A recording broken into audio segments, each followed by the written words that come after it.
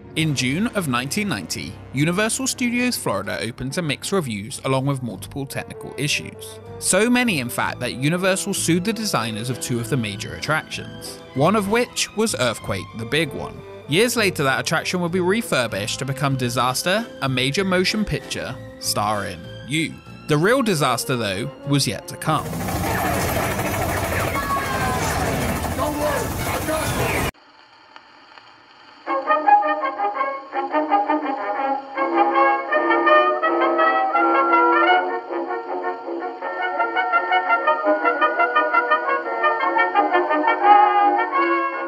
In 1988 at Universal Studios Hollywood, an outdoor Tower of London set built for the movie The Tower of London, starring Boris Karloff and Vincent Price, was demolished to make way for a brand new addition. Soundstage 50 would be purpose-built to house a new section based on the 1974 movie Earthquake. Here at Universal Studios in Hollywood, California, home of the new attraction Earthquake, the big one, simulating a large earthquake reaching 8.3 on the Richter scale.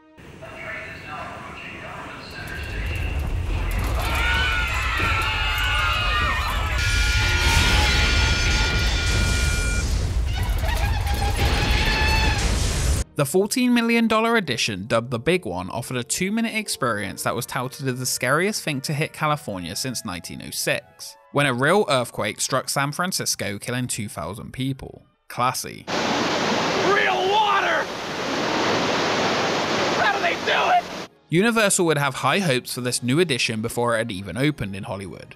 They would plan a standalone version at the brand new Universal Studios Florida, which would be very similar with some slight differences. Taking over 2 years to design, Richard Crane, the producer of the ride, along with several subcontractors, wanted not just to show the destruction caused by an earthquake, but also how the effects could be completely reset in a movie studio setting every few minutes using hydraulics. The movie, starring Charlton Heston, was the third highest grossing movie of 1974, and praised for its special effects, exactly what Universal Studios Florida would showcase. Earthquake was awarded an Oscar for special effects, and here you will experience the power of the most shattering natural disaster on Earth, as the 8.3 earthquake strikes Orlando. Of course, it could only happen here, within a great soundstage. But then, Universal Studios Florida is adventure. Earthquake the Big One was an opening day attraction at the $630 million Florida park.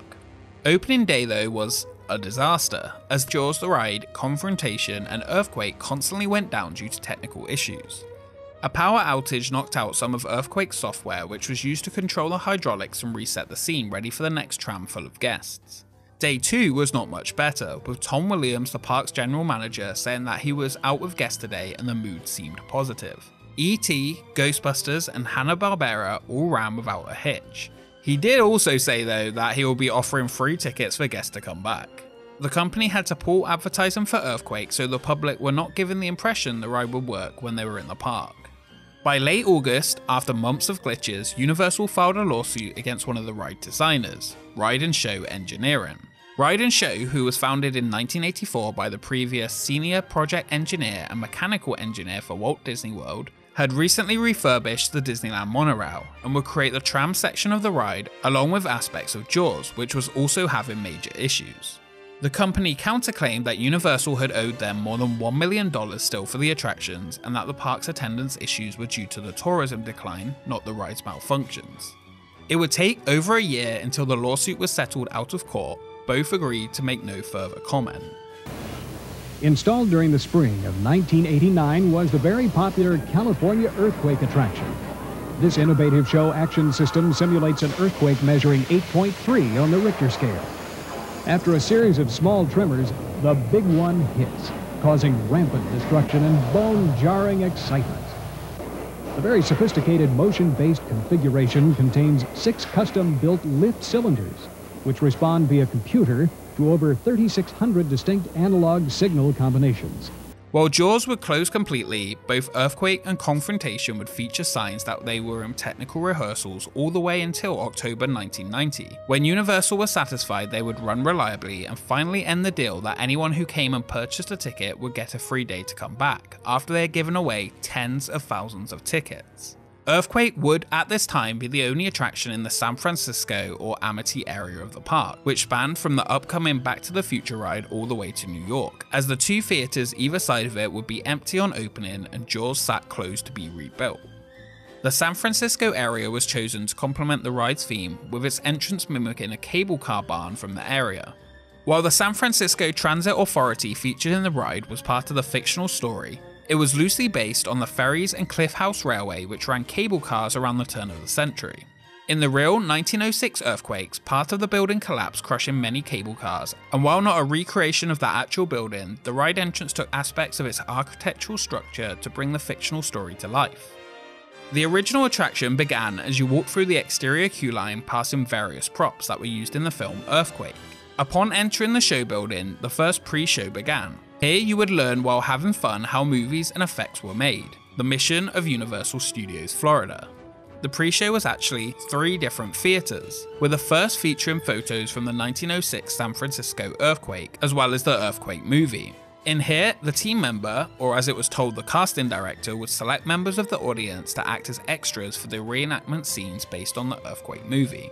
Those audience members will be taken off and briefed on the upcoming scenes, while the rest of the audience would enter the second theatre and watch a short film hosted by Charlton Heston, who explained how the special effects shots were filmed for the movie using scale models. Right after the film ended, the screen would raise up to reveal a large section of a scale model that was used in the movie. The third and final pre-show theatre had audience members who were selected in the first room reenacting scenes from the films, such as an elevator scene in a mall and a collapsing staircase using the chroma key effect. After this was over, we are moving on. Oh wait, we're not there yet. The control systems developed for this revolutionary tramway will be incorporated in the chassis of the train cars at Universal Studio Tours, Florida, for their summer 1990 grand opening. The Florida earthquake attraction will be unparalleled in its ability to reproduce, via a custom motion-based vehicle, a fast-acting computer-coordinated ride system that duplicates the tremors experienced during a real earthquake. Next, guests would enter the actual ride portion of the experience, which would be similar to the Hollywood tram version. Guests would enter a subway station modeled after the BART West Oakland station, where they boarded a Golden Gate Transit subway train. As the vehicle moved to the next subway station and stopped, a minor earth tremor shook the train. That soon would turn into the 8.3 Richter scale earthquake. Large cracks would form throughout the ceiling and sections of the roof would collapse. A gasoline truck fell through the ceiling and burst into flames. This was actually the most complicated of the scenes to operate. The next scene would feature a second subway train that would derail. This was slightly different to the Hollywood version, as the Orlando version would ride up and smash into the ceiling. A flash flood would occur as gallons of water rushed down the stairs towards riders, just as a team member yells "cut" from the control booth. The train would then reverse back to the station and guests would exit. You just survived Earthquake, the big one. Attention, attention, yellow line incoming, Wallet, David, Embarcadero, blue line, Factory. Boy, it's good to be back on Terra Firma.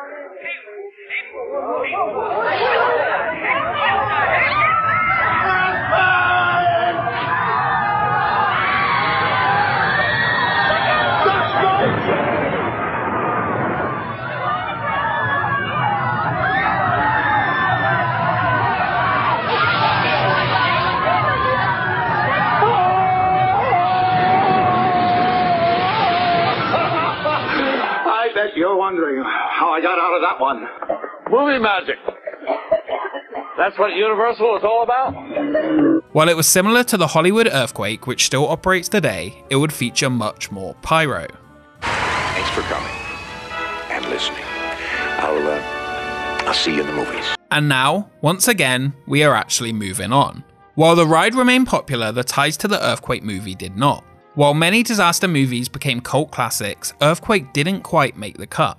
The ride was modified first to include other movies instead of just Earthquake. The exterior queue line now featured different props from various Universal films, many of which were previously on show on the production studio tour and in the Boneyard. The pre-show format remained the same, while the second show now featured effects for various movies, and would lift up to show several scale models and props used in Earthquake, E.T., The Grinch, and U571. While the filmed audience sections were also now from multiple movies, the ride section remained mostly unchanged. Throughout the park, with the addition of thrilling experiences such as the Mummy and with Islands of Adventure newly open, the ride's popularity continued to decline. And in 2007, we finally now are moving on to a disaster. No, not that one yet.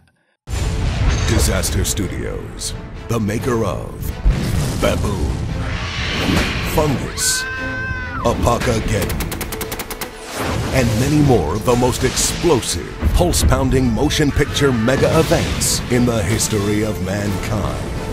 While the ride portion stayed open, the pre-show theatres were closed early on September 8, 2007 to be transformed into Disaster, a major motion picture ride starring you. Detonating January 2008 at Universal Orlando Resort. It would be a few months later when the ride section would close on November 5, 2007, and on the same day its refurbishment would be announced. This new version would be detached from any existing IPs and open with a brand new story, the story of Disaster Studios. While the core of the experience would remain the same, it would follow the story of a spoof Disaster Studios film company ran by Frank Kincaid, played by Christopher Walken. The studio was going bankrupt and needed visitors to act as extras for key scenes in Frank's new masterpiece. The entranceway remained mostly the same with new signs. This time the queue line would feature props from the spoof studio's films such as a meteor-struck house from Apocageddon, a plane from 300 Knots Landing which featured the words EQ 1990 on the side, and a giant tank with tentacles wrapped around it from Super Mega Ultra Atomic Chaos. On entrance to the show building sat a giant mural of the Master of Mayhem himself sat in front of a scene from the movie Earthquake, welcoming you to Disaster Studios. This time the first pre-show was hosted by Lonnie, the assistant director, who had now cast audience members in the scenes needed. The second scene was completely redone with the first use of Musion technology in the parks to bring Frank Kincaid to life. This is basically an updated Pepper's Ghost effect, which has been used in many attractions over the years.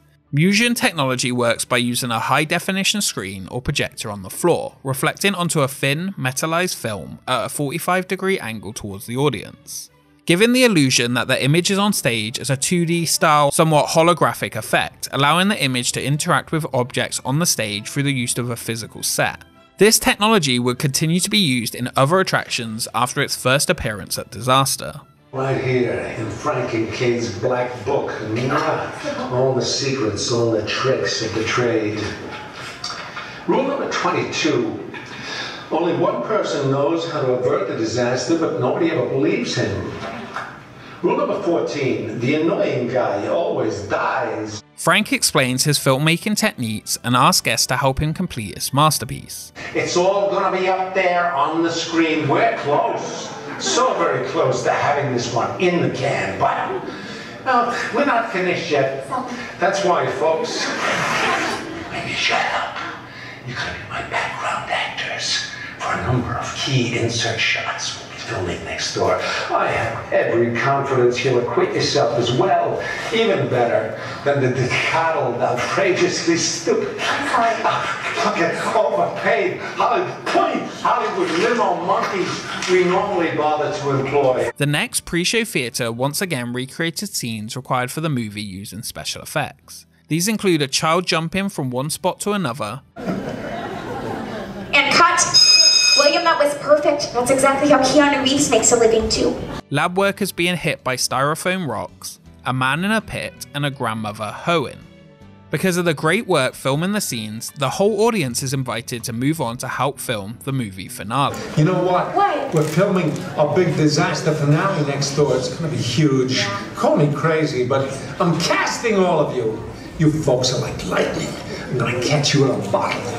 Guests would once again board a subway station train, with small screens above riders that would direct guests to the reactions needed to shoot the scene. So I'm going to brief you on your role. Now you're playing innocent subway commuters, so just act natural, react to the moment, but react big, okay? We're shooting a disaster, not a poetry recital. Same effects would play out from the previous version of the ride, while the audience were directed how to react. The best new addition though was the trailer for the spoof movie you all had been filming, named Mother Nature. Okay, now check it out.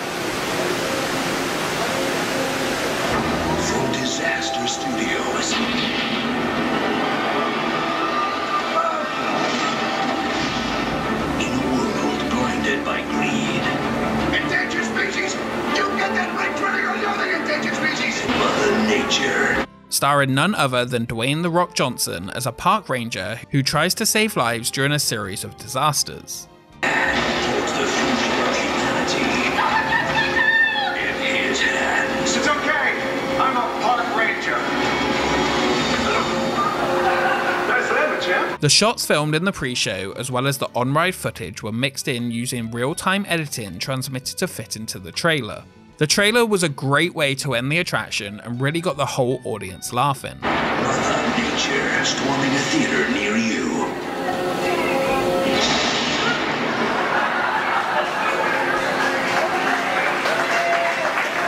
This new version of the ride had its grand opening on January 17th, 2008 and was opened by The Rock himself. Good morning. I just want to say, number one, it's so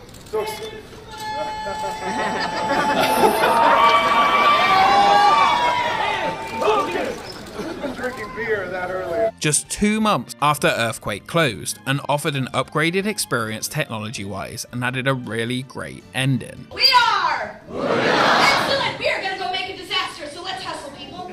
The extended queue line for the attraction over the years was used frequently for Universal's Halloween Horror Nights from 1994 and was the home to many classic houses, such as SS Frightanic, Dungeon of Terror, Run, and Leave It to the Cleaver. And the San Francisco area added the American Tail Theater shortly after the park's opening in 1990, which later turned into Beetlejuice's Graveyard Revue. While the refresh of the attraction added some great elements, its popularity again began to decline. While Earthquake and behind-the-scenes special effects demonstrations continued to close at the studio's park, a new goal would emerge. Instead of showing you how movies were made, they were going to immerse you into your favourite movie franchises. In August 2015, Universal announced that Disaster, a major motion picture ride starring you, will be permanently closed just 1 month later on September 8, 2015. Shortly after, on January 5, 2016, the nearby theatre, still home to Beetlejuice, would also close, and sadly, a Horror Nights house location would all be demolished to make way for one new attraction. Props from the ride would continue to appear in the prop shop and be sold to fans of the attraction. With the closing of multiple attractions and the opening up of such a huge area of land, whatever would follow would surely be something special. This story though really is one about a disaster and not the attraction named that.